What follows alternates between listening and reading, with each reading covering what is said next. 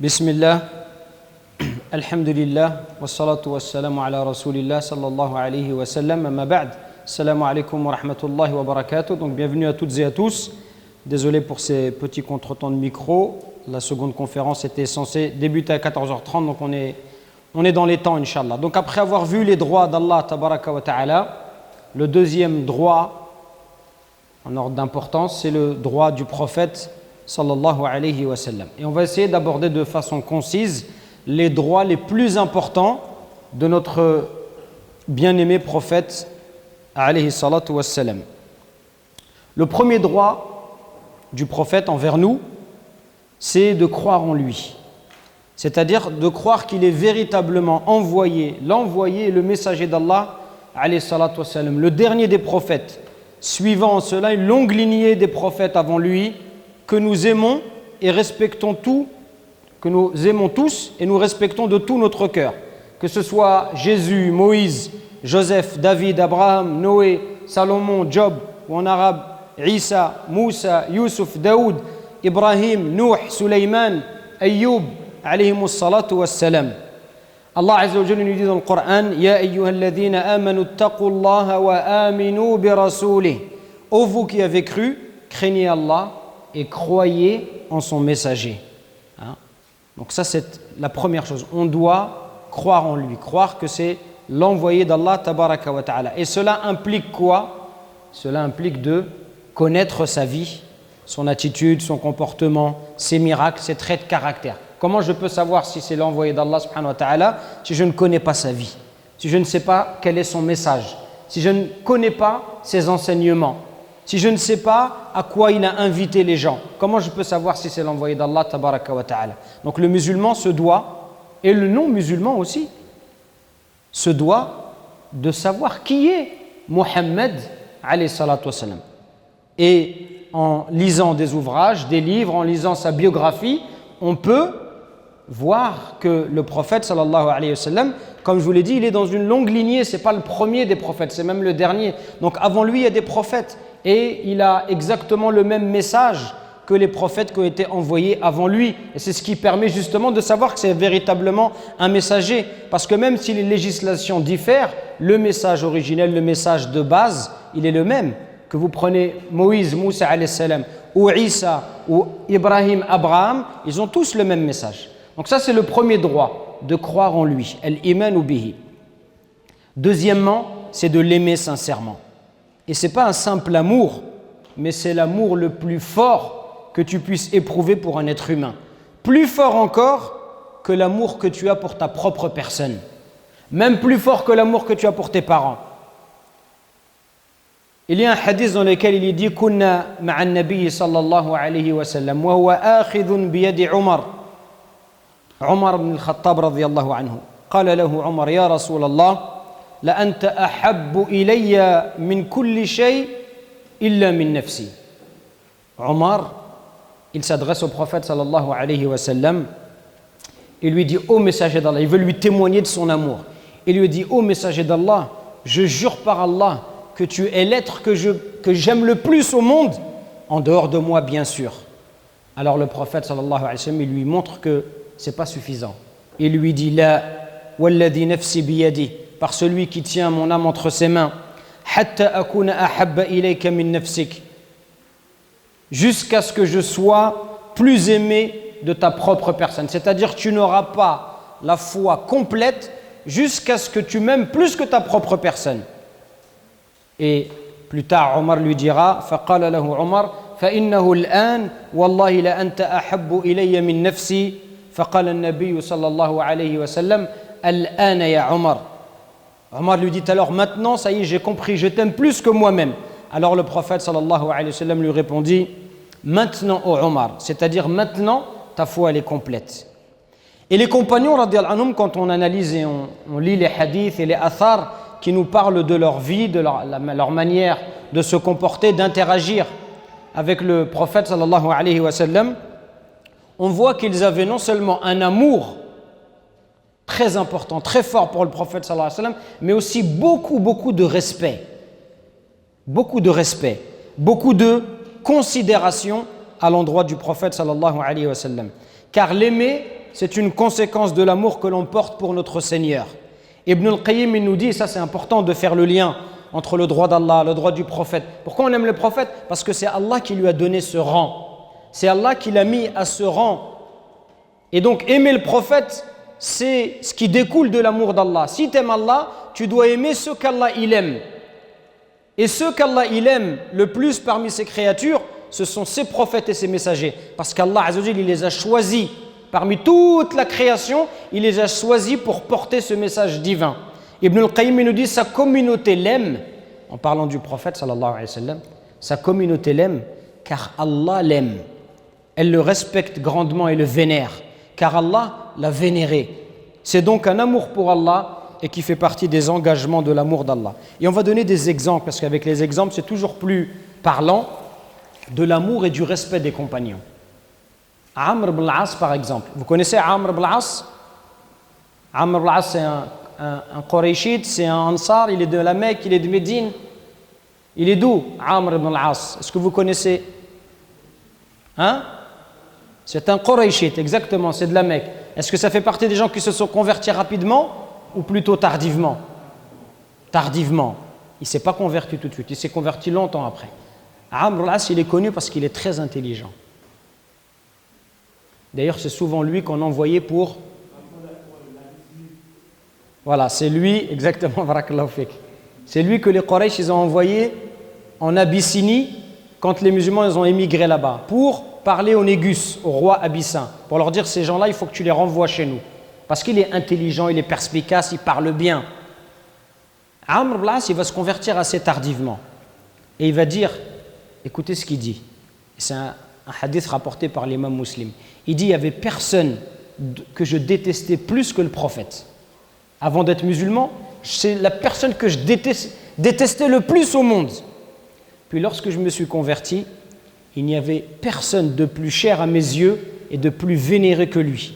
Et si on me demandait de le décrire, de décrire ses traits physiques, à quoi il ressemble, je ne pourrais pas le faire. Pourquoi il ne peut pas le décrire? Pourquoi Amr ibn al-As, il dit je ne pourrais pas le décrire? Pourtant, il a grandi à la Mecque, donc il le connaît depuis très longtemps. Il dit parce que je ne l'ai jamais dévisagé, je n'ai jamais osé regarder son visage avec insistance. Pour quelle raison? À cause du respect, de la vénération que j'éprouvais pour lui, je ne voulais pas le regarder avec insistance. Il baissait la tête en signe de respect. Regardez le respect des Sahaba. À tel point il le respectait qu'il n'osait pas le regarder et de porter son regard. En tout cas pour Amr ibn al-As. Donc ici on voit les deux attitudes qui sont liées. L'amour, ce n'est pas juste des paroles en l'air, mes frères. Et ça c'est valable avec tout le monde de toute façon. L'amour pour Allah, ce n'est pas juste des paroles. Ce n'est pas de dire j'aime Allah. Il y a des actes qui doivent prouver cet amour. L'amour pour le prophète, ce n'est pas juste des paroles. Il y a des actes qui doivent prouver cet amour. C'est le fait que tu t'intéresses à sa vie. Aujourd'hui, si on prend un footballeur, subhanallah, on est arrivé à un degré aujourd'hui où on connaît leur taille en centimètres, leur poids. Je ne connais pas mon poids, mais je connais le poids de tel joueur de foot. Tu lui dis ta mère, elle pèse combien? Allahu alam. Et Ronaldo, il pèse 30 kilos au gramme près. Il te dit, il gagne combien par semaine? Pourquoi les gens ils connaissent tous ces détails? Parce qu'ils aiment. Comme ils aiment le football, ils aiment les joueurs, alors ils connaissent. Et tu lui dis, le prophète sallallahu alayhi wa sallam, il ne connaît rien du tout. Si tu aimes vraiment le prophète sallallahu alayhi wa sallam, intéresse-toi à sa vie. Intéresse-toi à ses enseignements. Ce n'est pas juste des paroles. Donc ici, on voit que Amr ibn al-As, c'est à la fois de l'amour, mais aussi de la vénération. C'est quoi de la révère? Il le révère. Qu'est-ce que ça veut dire révérer? Ça veut dire honorer et traiter avec un profond respect. Un autre exemple. Le jour où le prophète sallallahu alayhi wa sallam, il a voulu émigrer de la Mecque à Médine, le prophète, il attendait l'autorisation d'Allah subhanahu wa ta'ala. Et il avait permis à ses compagnons de partir. Donc le prophète, il est presque parti en dernier. Les sahaba, ils avaient déjà quitté la Mecque. Et le prophète, il est resté là-bas. Et un jour, il est venu trouver Abu Bakr, au milieu de la journée. Au milieu de la journée. Au moment où il fait le plus chaud. Et chez les Arabes, ce n'est pas un moment où on va frapper chez les gens. Dans les pays chauds, de toute façon, même aujourd'hui, entre midi et 16h en général, les magasins sont fermés et on ne va pas frapper chez les gens. Pourquoi? C'est un moment où les gens ils se reposent parce qu'il fait très chaud. Et donc, on frappe à la porte, les gens ils sont étonnés. Qui frappe à cette heure-ci? On ouvre et c'est le prophète sallallahu alayhi wa sallam. Alors on va prévenir Abu Bakr et on lui dit c'est le prophète qui est à la porte. Et il dit, subhanallah, s'il est venu, c'est parce que c'est quelque chose d'important, sinon il ne serait pas venu à cette heure-ci. Alors, le prophète sallallahu alayhi wa sallam, il entre et il dit à Abu Bakr, j'ai reçu l'autorisation d'émigrer. Allah il m'a donné l'autorisation d'accomplir la hijra de la Mecque vers Médine.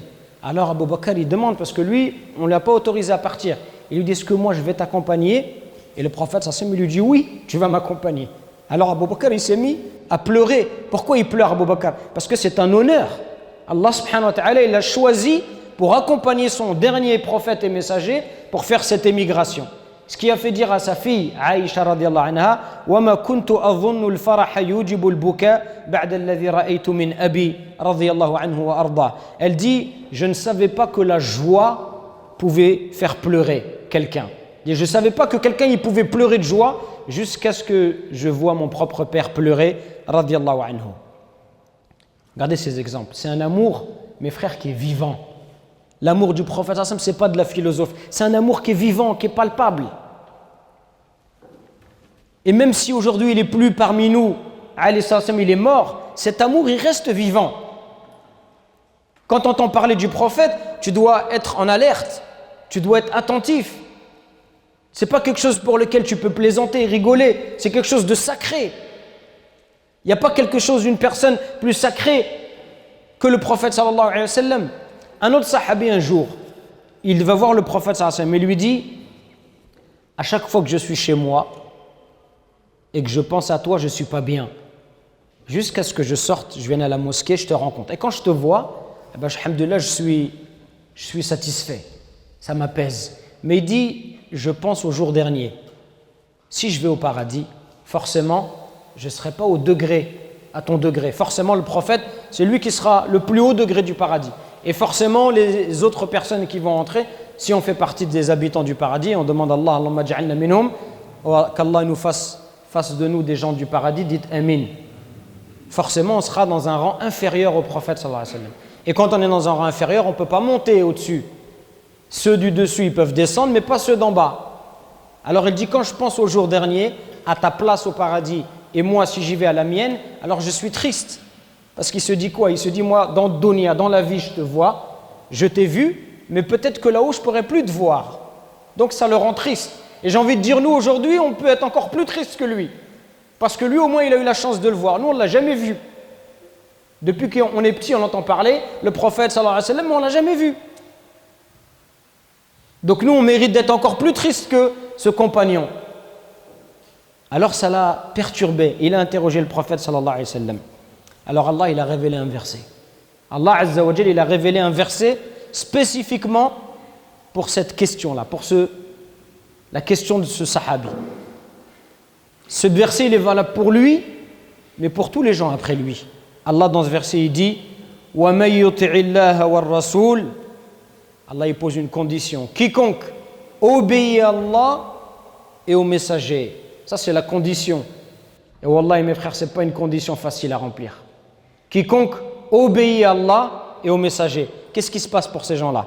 وَمَنْ يُطِعِ اللَّهَ وَالرَّسُولَ فَأُولَٰئِكَ مَعَ الَّذِينَ أَنْعَمَ اللَّهُ عَلَيْهِمْ من النبيين والصديقين والشهداء والصالحين وحسن أولئك رفيقا.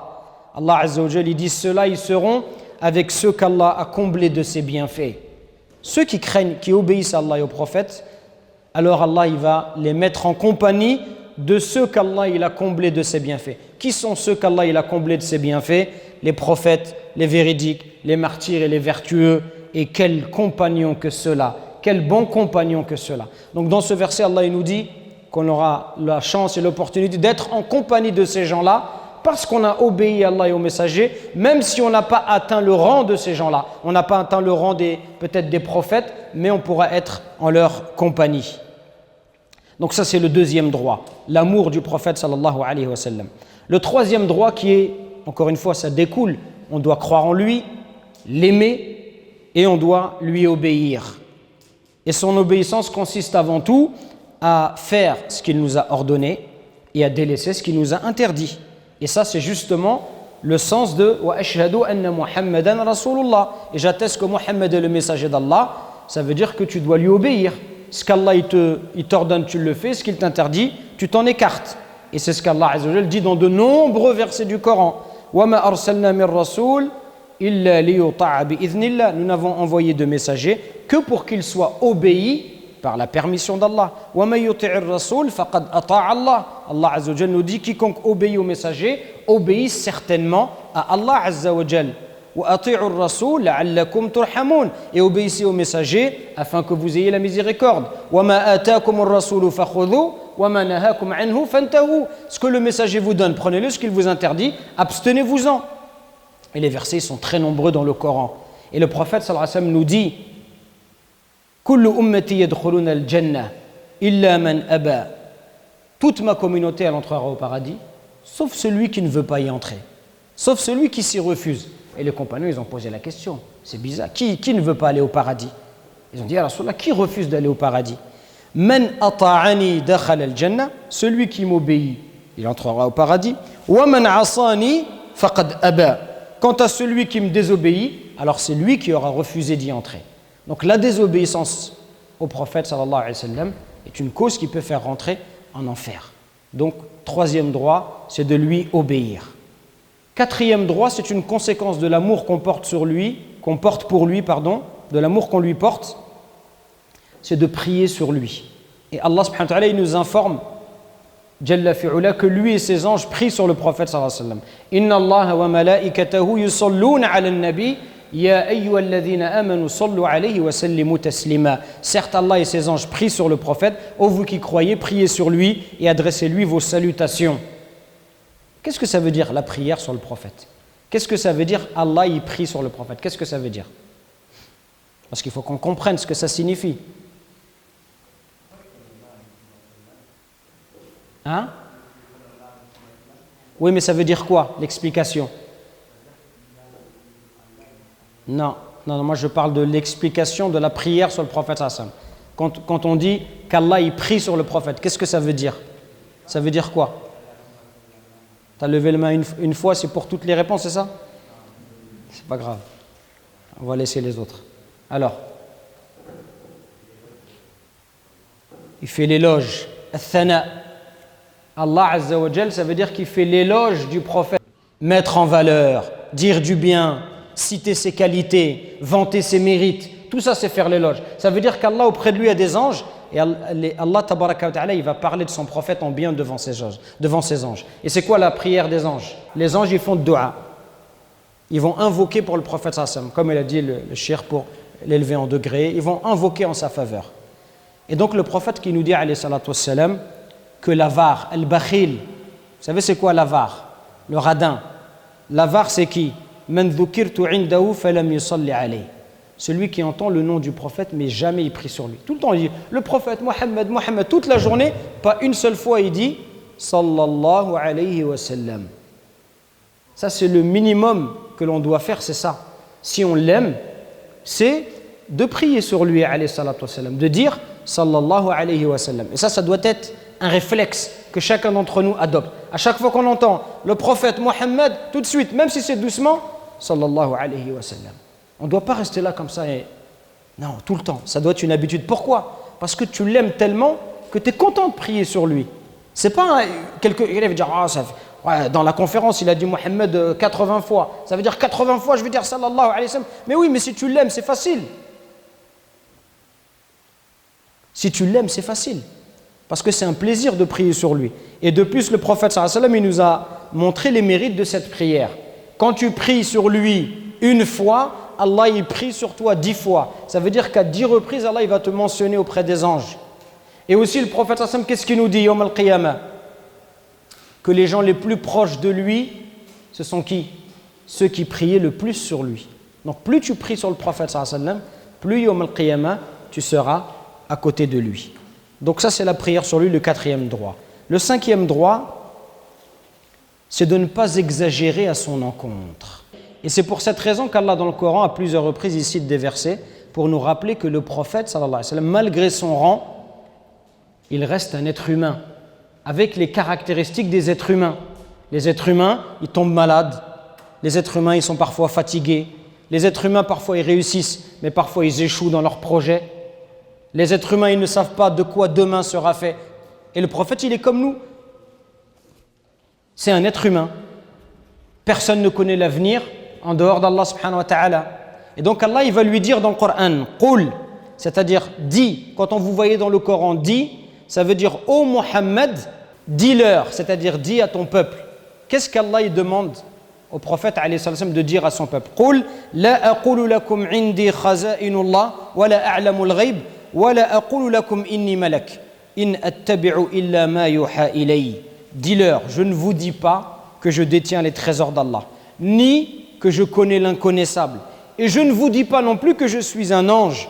Je ne fais que suivre ce qui m'est révélé. Regardez le prophète Allah, ce qu'il lui demande de dire aux gens, pour pas qu'il y ait de confusion, pour pas que les musulmans tombent dans ce que les peuples qui nous ont précédés sont tombés, à savoir vénérer et aimer tellement leurs prophètes que certains les ont divinisés. Donc on voit, c'est la voie du juste milieu. L'islam, c'est la voie du juste milieu dans le comportement à adopter à l'égard des prophètes et des messagers. Entre ceux qui, d'une part, ont tué leurs prophètes, certains, ils ont tué leurs prophètes, ils les ont combattus, ils les ont insultés, ils les ont rabaissés. Et Allah, il cite cela dans le Coran pour nous montrer, attention, ça, il ne faut pas se comporter comme ça avec votre prophète. Et d'un autre côté, ceux qui l'ont divinisé, qui en ont fait un Dieu, une divinité. Allah, il nous dit, ça non plus, il ne faut pas. Non, le juste milieu, c'est de l'aimer, le révérer, le considérer, avoir du respect pour lui, suivre sa voie, la traduire dans notre vie de tous les jours, essayer de se rapprocher de lui au quotidien, petit à petit, d'essayer de lui ressembler, le ressembler dans la manière d'adorer Allah, dans le comportement, le caractère, les habitudes. C'est ça, aimer le prophète sallallahu alayhi wa sallam. Et celui qui va essayer de l'imiter, alors il va avoir un bon comportement, puisqu'Allah il dit du prophète sallallahu alayhi wa sallam, wa innaka la'ala khuluqin 'azim, et tu es certes doté d'un caractère exceptionnel. Ça veut dire si nous on imite le prophète sallallahu alayhi wa sallam, eh ben on va nous aussi améliorer notre comportement. Peut-être que moi je suis très nerveux et dès que quelqu'un en voiture il me fait quelque chose, j'ai envie de m'arrêter, j'ai envie de le frapper, mais quand je vais voir le prophète sallallahu alayhi wa sallam comment il se comporte, je dis le prophète il a jamais fait ça. Le prophète il patientait sur le tort des gens. Donc moi si j'aime le prophète, je vais essayer aussi de patienter sur les torts des gens. Le prophète il pardonnait, le prophète il était généreux. Et donc, à chaque fois qu'une situation se présente, je sais que quelqu'un il est en difficulté dans ma famille ou un voisin, au lieu, peut-être que ma nature, elle me pousserait à me dire « Mais pourquoi il est toujours dans la galère, celui-là? Pourquoi il ne veut pas travailler? Pourquoi il ne se débrouille pas? C'est quoi ces bras cassés ?» Et bien, au lieu de parler comme ça, je vais me dire « Non, il est vraiment dans le besoin. Peut-être qu'il fait ce qu'il peut, mais il n'arrive pas à s'en sortir. Moi, Allah, il m'a donné. Ce n'est pas parce que je suis meilleur que lui. Allah, il m'a donné pour m'éprouver, pour voir comment je vais me comporter avec lui. » Et donc vous voyez, à chaque fois on va imiter le prophète. Vous savez que le prophète jamais il disait non. À chaque fois que quelqu'un lui demandait quelque chose, il lui donnait. Et un jour un homme il a demandé son vêtement. Et le prophète il lui a donné. Et les sahaba ils sont partis voir cet homme. On lui dit pourquoi tu fais ça? Tu sais très bien que le prophète il dit jamais non. Regardez comment il était connu parmi ses compagnons. Il était connu et reconnu, c'était un secret de polichinelle que le prophète jamais il disait non quand on lui demandait. Nous, ce hadith on le connaît et vous le connaissez sûrement. Où on se situe par rapport à ce hadith? Comment les gens, et je ne vous parle pas des gens qui sont dans la rue, des mendiants, non, moi je parle même de votre famille proche, des gens de votre famille qui sont dans la difficulté, comment est-ce qu'ils vous perçoivent? Est-ce qu'ils pensent la même chose de vous? Est-ce qu'ils disent à Mohamed, à Shamsuddin, à Abdallah, à Fatima, à ce que tu lui demandes, c'est sûr qu'elle donne? Ou est-ce qu'ils disent, ouais, bon, il va à la mosquée, mais quand il faut donner, il n'y a plus personne? Qu'est-ce qu'ils pensent de vous, les gens? C'est là qu'on voit, on en est où par rapport au prophète sallallahu alayhi wa sallam. Si on l'aime vraiment, alors on doit essayer de se rapprocher au maximum.